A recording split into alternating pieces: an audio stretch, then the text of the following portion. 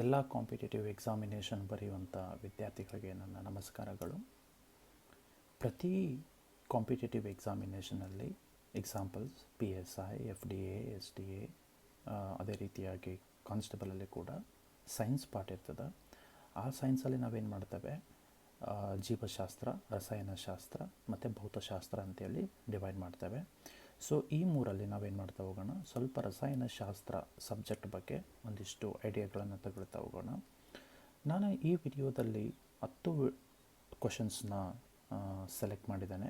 ಅಂದರೆ ಟಾಪಿಕ್ ಏನಪ್ಪ ಅಂದರೆ daily life and domestic chemistry. So 10 ಕ್ವಶನ್ಸ್ನ ಆನ್ಸರ್ ನಾವೇನು ಮಾಡ್ತಾ ಹೋಗೋಣ, ಐಡೆಂಟಿಫೈ ಮಾಡ್ತಾ ಹೋಗೋಣ. ಕೇವಲ ಐಡೆಂಟಿಫೈ ಮಾಡೋದು ಬೇಡ, ಅದ್ರ ಜೊತೆಗೆ ಸ್ವಲ್ಪ ಎಕ್ಸ್ಟ್ರಾ ಎಡಿಷ್ನಲ್ ಆಗಿ ನಾಲೆಜ್ನ ತೆಗಿತಾ ಹೋಗೋಣ. ಸೊ ಮೊದಲನೇ ಕ್ವಶನ್ಗೆ ಹೋಗೋಣ. ಮೊದಲನೇ ಕ್ವಶನಲ್ಲಿ ನೋಡ್ತಾ ಹೋಗಿ, which gas is primarily used as fuel in LPG cylinder. So ಇದು ಒಂದನೇ ಕ್ವಶನ್ ಆಗಿರುತ್ತದೆ. ಸೊ ಇಲ್ಲಿ ನಮಗೆ 4 ಆಪ್ಷನ್ಸ್ ಇದ್ದಾವೆ: methane, ethane, propane and butane and hydrogen ಅಂತ ಇದೆ. ಸೊ ಯೂಶ್ವಲಿ ಆನ್ಸರ್ ಬಂದುಬಿಟ್ಟು ಪ್ರೋಪೇನ್ ಮತ್ತು ಬ್ಯೂಟೇನ್ ಆಗಿರುತ್ತೆ.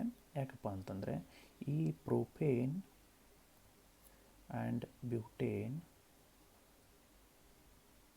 ಇವೆರಡಕ್ಕೂ ನಾವೇನಂತ ಕರಿತೇವೆ ಅಂದರೆ ಹೈಡ್ರೋಕಾರ್ಬನ್ಸ್ ಅಂತ ಕರಿತೇವೆ. ಹೈಡ್ರೋಕಾರ್ಬನ್ಸ್ ಅಂದರೆ ಈ ಕಂಪೋನೆಂಟ್ಸು ಹೈಡ್ರೋಜನ್ನು ಮತ್ತು ಕಾರ್ಬನ್ನ ಒಳಗೊಂಡಿರುತ್ತದೆ. ಇವೆರಡನ್ನು ಬಿಟ್ಟು ಮತ್ತು ಯಾವುದೇ ರೀತಿಯಂಥ ಬೇರೆ ಅಟಾಮ್ಸ್ನ ಹೊಂದಿರೋದಿಲ್ಲ. ಸೊ ಇಲ್ಲಿ ನಾವು ಬ್ಯೂಟೇನ್ ಮತ್ತು ಪ್ರೋಪೇನ್ ಎರಡೂ ಗ್ಯಾಶಿಯಸ್ ಫಾರ್ಮಲ್ಲಿ ಇರ್ತದೆ. ಗ್ಯಾಶಿಯಸ್ ಫಾರ್ಮಲ್ಲಿ ಇರ್ತದೆ ಅಂದರೆ percentage of butane in the cylinder is 60% ಅಂತ ಇರ್ತವೆ. ಅದೇ ರೀತಿಯಾಗಿ ಪ್ರೋಪೇನ್ ಬಂದುಬಿಟ್ಟು ಇದು 40% ಆಗಿರುತ್ತದೆ. ಇದರ ಜೊತೆ ಇನ್ನೊಂದು ಇದ್ರದ್ದು ಕ್ಯಾರೆಕ್ಟರ್ ಹೇಳಬೇಕಂದ್ರೆ ಇದು ಆರ್ಡರ್ಲೆಸ್. ಇವೆರಡೂ ಗ್ಯಾಸಸ್ ಏನಿರ್ತವೆ ಅಂದರೆ ಆರ್ಡರ್ಲೆಸ್ ಅಂತಂದರೆ ಸ್ಮೆಲ್ ಇರೋದಿಲ್ಲ ಇದಕ್ಕೆ. ಬಟ್ ನಿಮಗೆ ಗೊತ್ತಿರೋ ಪ್ರಕಾರ ಯಾವಾಗ ಗ್ಯಾಸ್ ಲೀಕ್ ಆಗ್ತದೆ ಆವಾಗ ಸ್ಮೆಲ್ ಬರ್ತದೆ. ಸ್ಮೆಲ್ ಬರೋಕತ್ತದ ಅಂದರೆ ಗ್ಯಾಸ್ ಲೀಕ್ ಆಗತ್ತದ ಅಂತ ಅರ್ಥ. ಬಟ್ ಆ್ಯಕ್ಚುಲಿ ಇವೆರಡೂ ಆರ್ಡರ್ಲೆಸ್ ಇರ್ತದೆ. ಈ ಆರ್ಡರ್ಲೆಸ್ಸನ್ನು ಐಡೆಂಟಿಫೈ ಮಾಡೋಕ್ಕಾಗೋದಿಲ್ಲ, ಲೀಕ್ ಆಗೋದು ಗೊತ್ತಾಗೋದಿಲ್ಲ. ಯಾಕಂದರೆ ಇವೆರಡೂ ಗ್ಯಾಸ್ ಏನಾಗಿರ್ತವೆ ಅಂದರೆ ಫ್ಲೇಮೇಬಲ್ ಆಗಿರ್ತವೆ. ಸೊ ಹಂಗಾಗಿ ಇವೆರಡೂ ಐಡೆಂಟಿಫೈ ಮಾಡಲಿಕ್ಕೆ ನಾವು ಇನ್ನೂ ಒಂದು ಕೆಮಿಕಲ್ನ ಆ್ಯಡ್ ಮಾಡ್ತೇವೆ. ಆ ಕೆಮಿಕಲ್ ಹೆಸರು ಬಂದುಬಿಟ್ಟು ಈಥೈಲ್ ಮರ್ಕ್ಯಾಪ್ಟನ್ ಅಂತ ಹೇಳ್ತೇವೆ. ಈ ಈಥೈಲ್ ಮರ್ಕ್ಯಾಪ್ಟನ್ ಫಾರ್ಮುಲಾ ಬಂದುಬಿಟ್ಟು C6H6S. ಆ್ಯಂಡ್ ಇದರದ್ದು ಗ್ಯಾಸಲ್ಲಿ ನಾವು ಎಷ್ಟು ಇನ್ಸರ್ಟ್ ಮಾಡಿರ್ತೇವೆ ಅಂದರೆ 5 ppm ಟು 120 ppm. ppm ಅಂತಂದರೆ ವೆರಿ ಶಾರ್ಟ್ ಅಮೌಂಟಲ್ಲಿ ಇರುತ್ತೆ. ಅಂದರೆ ಶಾರ್ಟ್ ಅಮೌಂಟ್ ಅಂತಂದರೆ ಇನ್ನೊಂದು ವರ್ಡ್ ಹೇಳ್ಬೋದು, ಟ್ರೇಸ್ ಕ್ವಾಂಟಿಟಿ ಅಂತ ಹೇಳ್ತೇವೆ. ಅಂದರೆ ಸ್ವಲ್ಪ ಮಾತ್ರ, ಓಕೆ, ಸ್ವಲ್ಪ ಕ್ವಾಂಟಿಟಿಯಲ್ಲಿ ಮಾತ್ರ ಇದನ್ನು ನಾವೇನು ಮಾಡ್ತೇವೆ, ಇನ್ಸರ್ಟ್ ಮಾಡ್ತಾ ಹೋಗ್ತೇವೆ. ಸೊ ಹಂಗಾಗಿ ನಿಮ್ಮದು ಆಪ್ಷನ್ ಬಂದುಬಿಟ್ಟು ಪ್ರೋಪೇನ್ ಮತ್ತು ಬ್ಯೂಟೇನ್ ಆಗಿರುತ್ತೆ. ಈಗ ಎರಡನೇ ಕ್ವಶನಿಗೆ ಹೋಗುವ. The chemical name of baking soda is. ಇದು ಬಹಳ ಸಲ ಕ್ವಶನ್ ಕೇಳಿದ್ದಾರೆ ಎಕ್ಸಾಮಿನೇಷನಲ್ಲಿ. ಬೇಕಿಂಗ್ ಸೋಡಾ ಅಂತ ಹೇಳ್ತೇವೆ.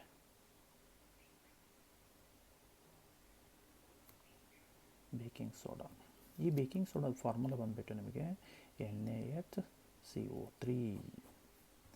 ಇದಕ್ಕೆ ಇನ್ನೊಂದು ಹೆಸರಿದೆ, ನಿಮಗೆ ಗೊತ್ತಿರ್ಬೋದು. ಏನಂತ ಹೇಳ್ತೇವೆ, ಸೋಡಿಯಂ ಬೈಕಾರ್ಬೋನೇಟ್. ಸೋಡಿಯಂ ಬೈಕಾರ್ಬೋನೇಟ್ ಅಂತ ಹೇಳ್ತೇವೆ. ಈ ಸೋಡಿಯಂ ಬೈಕಾರ್ಬೋನೇಟ್ನ ಸಪೋಸ್ ನೀವೇನಾದರೂ ಹೀಟ್ ಮಾಡಿದರೆ, ಟೆಂಪ್ರೇಚರ್ ಕೊಟ್ಟರೆ, ಈ ಸೋಡಿಯಂ ಬೈಕಾರ್ಬೋನೇಟ್ ಏನಾಗಿ ಕನ್ವರ್ಟ್ ಆಗ್ತದೆ ಅಂದರೆ ಕಾರ್ಬನ್ ಡೈಆಕ್ಸೈಡ್ ಆಗಿ ಕನ್ವರ್ಟ್ ಆಗಿಬಿಡ್ತದೆ. ಈ ಕಾರ್ಬನ್ ಡೈಆಕ್ಸೈಡ್ ಆಗಿ ಕನ್ವರ್ಟ್ ಆಗಿದ್ದರೆ ಗ್ಯಾಸಿಯಸ್ ಆಗಿ ಕನ್ವರ್ಟ್ ಆಗೋ ಸಲುವಾಗಿಯೇ ನಮಗೆ ಕೇಕ್ಸು ಮತ್ತು ಬ್ರೆಡ್ಸಲ್ಲಿ ಏನಾಗುತ್ತೆ, ಪ್ಲಫಿ ಆಗುತ್ತೆ, ಅಂದರೆ ಉಬ್ಬುತ್ತದ ಅಂತ ಹೇಳ್ತೇವೆ.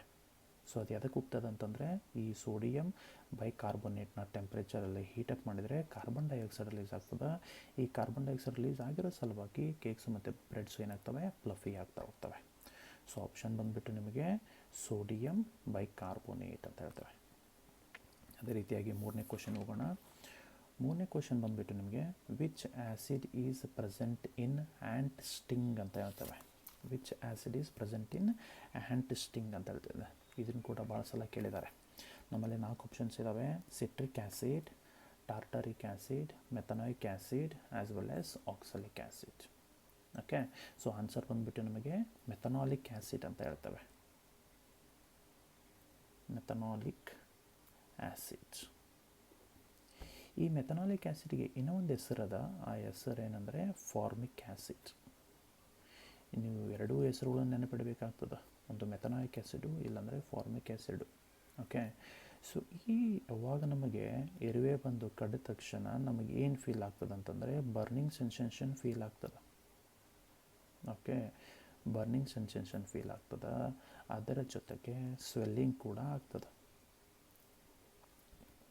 ಈ ನಿಮಗೆ ಬರ್ನಿಂಗ್ ಸೆನ್ಸೇಷನ್ ಆದಾಗ ಅಥವಾ ಸ್ವೆಲ್ಲಿಂಗ್ ಆದಾಗ ಇವೆರಡನ್ನೂ ಕಡಿಮೆ ಮಾಡೋ ಸಲುವಾಗಿ ನಾವೇನಾಗ್ತಾ ಹೋಗ್ತೇವೆ ಅಂತಂದರೆ ಸೋಡಿಯಂ ಬೈಕಾರ್ಬೋನೇಟ್ನ ಅಪ್ಲೈ ಮಾಡಬೇಕು. ನೀವೇನು ಮಾಡಬೇಕು, ಒಂದು ಸ್ವಲ್ಪ ಸೋಡಿಯಂ ಕಾರ್ಬೋನೇಟನ್ನು ತೊಗೊಂಡು ಇದಕ್ಕೊಂದು ಸ್ವಲ್ಪ ವಾಟರ್ ಹಾಕಿ ಒಂಥರ ಪೇಸ್ಟ್ ಟೈಪ್ ಮಾಡ್ಕೊಳ್ಳಿ. ಈ ಪೇಸ್ಟ್ ಥರ ಮಾಡಿಕೊಂಡು ಇದನ್ನು ತೊಗೊಂಡೋಗಿ ಎಲ್ಲಿ ಇರುವೆ ಕಡಿದಿರ್ತದೆ ಆ ಪ್ಲೇಸಿಗೆ ಅಪ್ಲೈ ಮಾಡಿದರೆ ನಿಮಗೇನಾಗ್ತದೆ, ನ್ಯೂಟ್ರಲೈಸ್ ಆಗ್ತದೆ.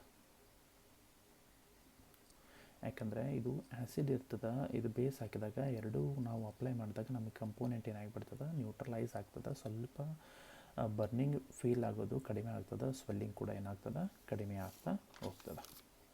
ಸೊ ಹಂಗಾಗಿ ನಿಮಗೆ option C is the correct answer for this question. ಅದೇ ರೀತಿಯಾಗಿ sodium bicarbonate is the correct answer for the second question. ಈಗ 4ನೇ ಕ್ವಶನಿಗೆ ಹೋಗೋಣ. 4ನೇ ಕ್ವಶನ್ ಏನದ, the hardest natural substances found on earth is option A gold, option B iron, option C diamond, option D platinum. ಯಾವುದು correct ಹೇಳ್ತೀರಾ? So diamond is the correct answer. ಯಾಕೆ diamond correct ಇದೆ? ಯಾಕಂದರೆ ಈ ಡೈಮಂಡಿಗೆ ನಾವೇನು ಹೇಳ್ತೀವಿ ಅಂದರೆ ಆ್ಯಲೋಟ್ರೋಪ್ ಆಫ್ ಕಾರ್ಬನ್ ಅಂತ ಹೇಳ್ತೇವೆ. ಆ್ಯಲೋಟ್ರೋಪ್ ಆಫ್ ಕಾರ್ಬನ್ ಯಾಕಪ್ಪ ಅಂದರೆ this is made up of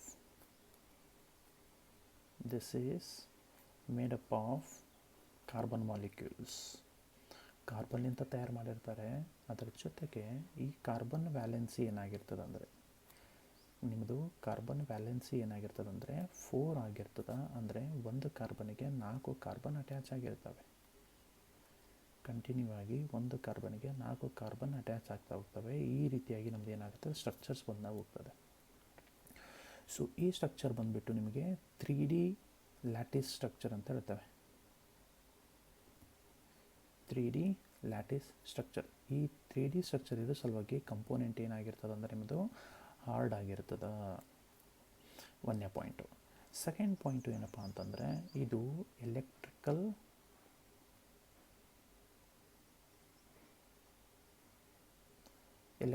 conductivity poor ಆಗಿರ್ತದೆ ಮತ್ತು ಥರ್ಮಲ್ ಕಂಡಕ್ಟಿವಿಟಿ ಇದ್ರದ್ದು ಹೈ ಆಗಿರ್ತದೆ.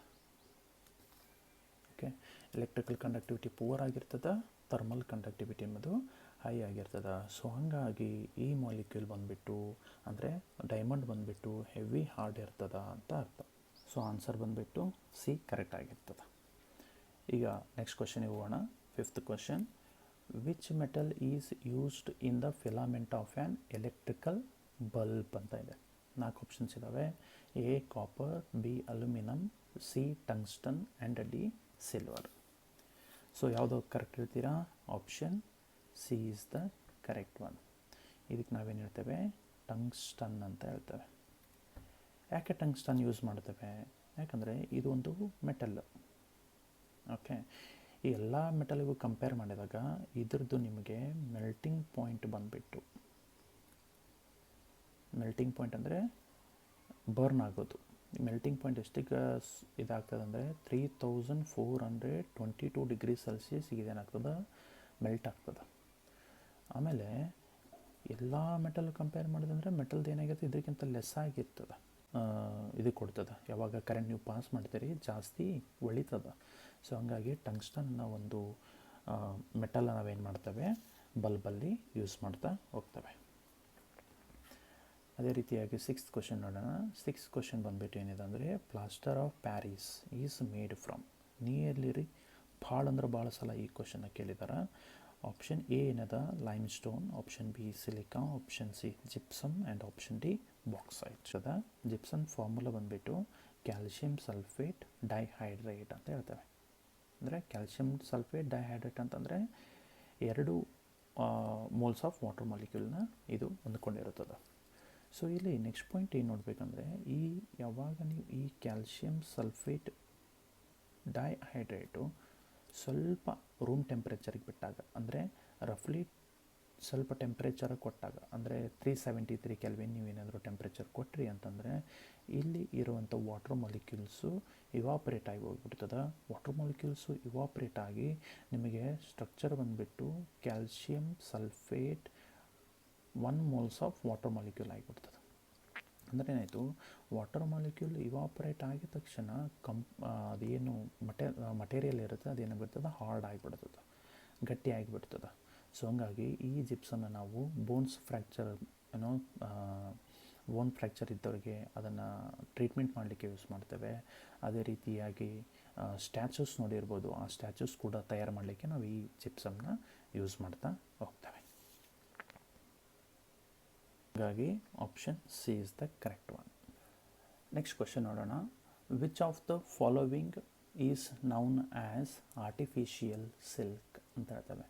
ನಮಗೆ 4 ಆಪ್ಷನ್ಸ್ ಇದ್ದಾವೆ: ನೈಲಾನ್, ರೇಯಾನ್, ಪಾಲಿಸ್ಟರ್, ಆಕ್ರೆಲಿಕ್ ಅಂತ ಹೇಳ್ತೇವೆ. ಸೊ ನಮಗೆ ಆಪ್ಷನ್ ಬಂದುಬಿಟ್ಟು ರೇಯಾನ್ ಇದು ಕರೆಕ್ಟ್ ಆಗಿರುತ್ತೆ. ಯಾಕಪ್ಪ ಅಂದರೆ ಇದು ಸೇಮ್ ರಿಸೆಂಬಲ್, ಹೆಂಗಂದರೆ ಈಗ ಆರ್ಟಿಫಿಷಿಯಲ್ ಸಿಲ್ಕ್ ಅಂತ ಹೇಳ್ತೇವೆ ಇದಕ್ಕೆ, ಆರ್ಟಿಫಿಷಿಯಲ್ ಸಿಲ್ಕ್. ಯಾಕಂದರೆ ಸೇಮ್ ಇದು ಹೆಂಗೆ ನಮ್ಮದು ಈಗ ನ್ಯಾಚುರಲ್ ಸಿಲ್ಕ್ ಇರ್ತದೆ ಅದೇ ರೀತಿಯಾಗಿ ಇದು ಕಾಣ್ತದೆ. ರಿಸೆಂಬಲ್ಸ್ ಆಫ್ ಸಿಲ್ಕ್ ಅಂತ ಹೇಳ್ತೇವೆ, ಸೇಮ್ ಅದೇ ರೀತಿಯಾಗಿ ಕಾಣ್ತದೆ. 1ನೇ ಪಾಯಿಂಟು. ಸೆಕೆಂಡ್ ಪಾಯಿಂಟು, ಇದು ಭಾಳ ಚೀಪ್ ಇರ್ತದೆ ರೀ, ವೆರಿ ಚೀಪರ್ ಇನ್ ನೇಚರ್. ಆಮೇಲೆ ಇದನ್ನು ನಾವು ಹೆಂಗೆ ತಯಾರು ಮಾಡ್ತೀವಿ ಅಂದರೆ ಮೇಡ್ ಫ್ರಮ್ ವುಡ್ ಪಲ್ಪ್ ಅಂತ ಹೇಳ್ತೇವೆ. ಮೇಡ್ ಫ್ರಮ್ ವುಡ್ ಪಲ್ಪ್ ಅಂತಂದರೆ ಈಗ ಮರದ ನಾರು ಅಂತ ಹೇಳ್ತೇವೆ, ಫೈಬರ್ ಅಂತ ಹೇಳ್ತೇವೆ. ಆ ಫೈಬರ್ಲಿಂದ ನಾವೇನು ಮಾಡ್ತೇವೆ, ಈ ರೈಲನ್ನು ಸಿಂಥಸಿಸ್ ಮಾಡ್ತಾ ಹೋಗ್ತೇವೆ. ಆಮೇಲೆ ಇದು ಕೇವಲ ಸಿಲ್ಕು ಅಷ್ಟೇ ಯೂಸ್ ಮಾಡಲಿಕ್ಕೆ ಯೂಸ್ ಮಾಡೋದಿಲ್ಲ. ಈವನ್ ಈ ವುಡ್ ಪಲ್ಪ್ನ ನಾವು ಪೇಪರು ಅಥವಾ ಕಾರ್ಡ್ಬೋರ್ಡ್ಸ್ ಇರ್ತವೆ, ಕಾರ್ಡ್ಬೋರ್ಡ್ ಸಮೇತ ನಾವೇನು ಮಾಡ್ತೇವೆ ಈ ವುಡ್ ಪಲ್ಪ್ಲಿಂದ ಯೂಸ್ ಮಾಡ್ತಾ ಹೋಗ್ತೇವೆ. ಸೊ ಬಟ್ ಈ ಕ್ವೆಶನ್ ಪ್ರಕಾರ ನಮಗೆ ಆನ್ಸರ್ ಯಾವ್ದು ಕರೆಕ್ಟ್ ಆಗ್ತದೆ, ರೇಯಾನ್ ಕರೆಕ್ಟ್ ಆಗ್ತದೆ. ನೆಕ್ಸ್ಟ್ ಕ್ವೆಶನ್ ನೋಡೋಣ. 8th question. The process of coating iron with a zinc to prevent rusting is called ಅಂತ ಹೇಳ್ತಾರೆ. ಅಂದರೆ ಮೀನಿಂಗ್ ಏನಂದರೆ, ಈಗ ವಿಚಾರ ಮಾಡಿ, ನನ್ನ ಹತ್ರ ಇದು ಐರನ್ ಅದ. ಸೊ ಐರನ್ ಯಾವಾಗ ಇದು ವಾಟರ್ ಜೊತೆಗೆ ಅಥವಾ ಆಕ್ಸಿಜನ್ ಜೊತೆಗೆ ಎಕ್ಸ್ಪೋಸ್ ಆಗ್ತದೆ, ಆವಾಗ ಐರನ್ ಇದೇನಾಗ್ತದೆ, ರಸ್ಟ್ ಆಗಿಬಿಡ್ತದೆ.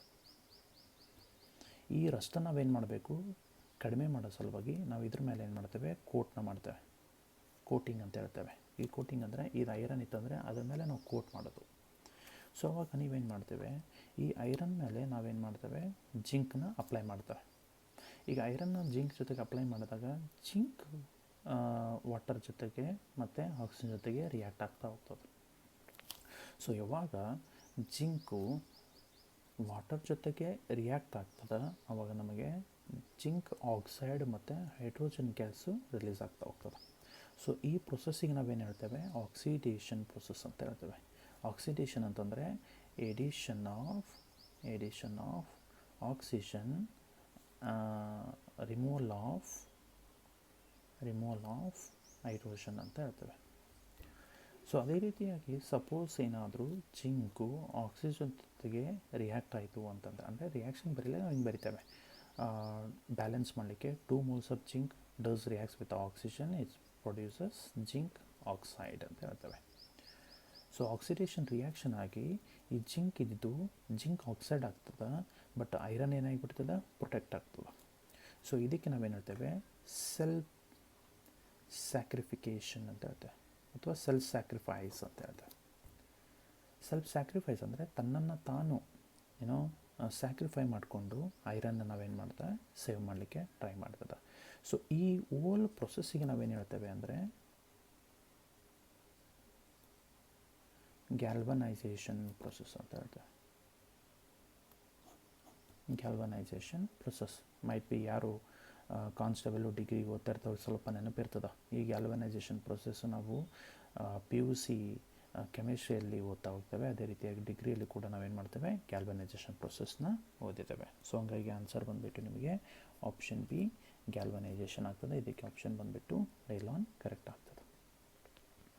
ನೆಕ್ಸ್ಟ್ ಕ್ವಶನ್ ಹೋಗೋಣ. Which chemical is use to purify water by killing bacteria ಅಂತ. ಸೊ ಯೂಶ್ವಲಿ ವಾಟರ್ ಒಳಗಡೆ some pathogens like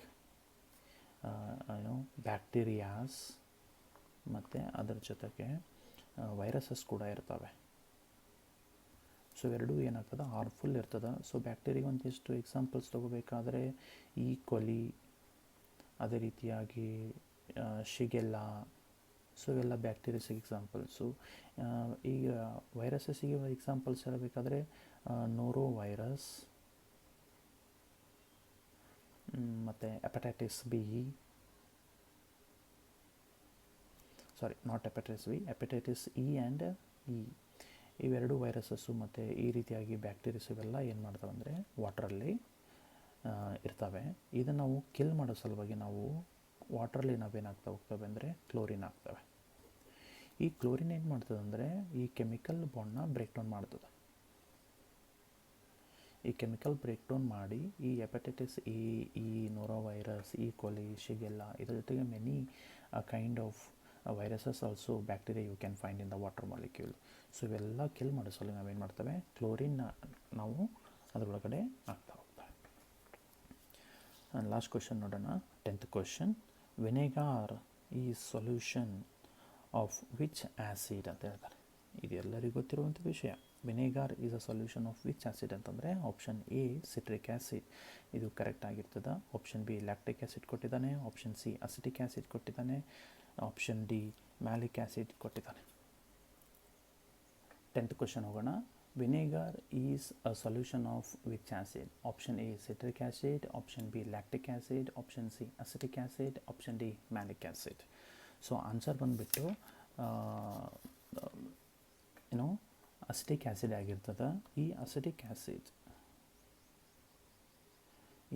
acid formula ಬಂದುಬಿಟ್ಟು CH3COOH ಅಂತ ಹೇಳ್ತೇವೆ. ಇದಕ್ಕೆ ನಾವು ಆ್ಯಸಿಡ್ ಯಾಕೆ ಹೇಳ್ತೀವಿ ಅಂದರೆ ಇದು H+ನ ಬಿಟ್ಕೊಡ್ತದೆ. ಓಕೆ, ಈ H+ನ ಬಿಟ್ಕೊಡೋ ಸಲುವಾಗಿ ಅಂದರೆ ಲಾಸ್ ಆಫ್ ಹೈಡ್ರೋಜನ್ ಅಂತ ಹೇಳ್ತೇವೆ. ಯಾವ ಮಾಲಿಕ್ಯೂಲ್ಸು ಹೈಡ್ರೋಜನ್ನ ಕಳ್ಕೊಳ್ತದೆ ಅದಕ್ಕೆ ಆ್ಯಸಿಡ್ ಅಂತ ಹೇಳ್ತೇವೆ. Acetic acid is a weak acid is strong acid ಇಲ್ಲ. ಯಾಕಂದರೆ ಇದು ಡಿಸೋಸಿಯೇಷನ್ ಪ್ರೊಸೆಸ್ ಏನಾಗಿರ್ತದೆ, ವೆರಿ ಲೋ ಆಗಿರ್ತದೆ. ಆಮೇಲೆ ಏನು ವಿನೆಗರ್ ನಾವು ಫುಡ್ ಪ್ರಿಪೇರಿಂಗಲ್ಲಿ ಯೂಸ್ ಮಾಡ್ತಾ ಹೋಗ್ತೇವೆ, ಅದರದ್ದು ಪರ್ಸೆಂಟೇಜ್ ಬಂದುಬಿಟ್ಟು 5 to 8% ಮಾಸ್ ಬೈ ವಿ ಆಗಿರ್ತದೆ.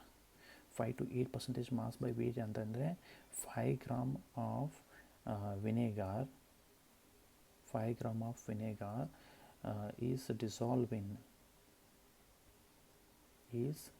in 100 gram of water. 5 gram of vinegar is dissolved in 100 gram of water, ಅಥವಾ 8 gram of vinegar is dissolved in 100 gram of water.